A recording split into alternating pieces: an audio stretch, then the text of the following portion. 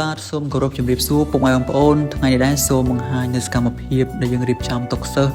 ចេញទៅខាងសាលាបឋមសិក្សាព្រែកក្របៅនៅខាងខេត្តកណ្ដាលបងប្អូនដែលមានចំនួន75តុបាទបងប្អូនហើយផ្ទៃមេឃស្រឡះមែនទែនដែលបង្កភាពងាយស្រួលនៅក្នុងការលើកដាក់ឡានអញ្ចឹងបងប្អូនហើយតុនេះដែរម្ចាស់ជំនួយគាត់បាញ់ជាតួអក្សរបងប្អូនវាពណ៌ខៀវបែបនេះបើបងប្អូនក៏ដូចជាលោកគ្រូអ្នកគ្រូមានតម្រូវការតុសិស្សអាចទៅមកខាងបងប្អូនបានយើងមានជាប្រភេទកៅអីជាប្រភេទតុ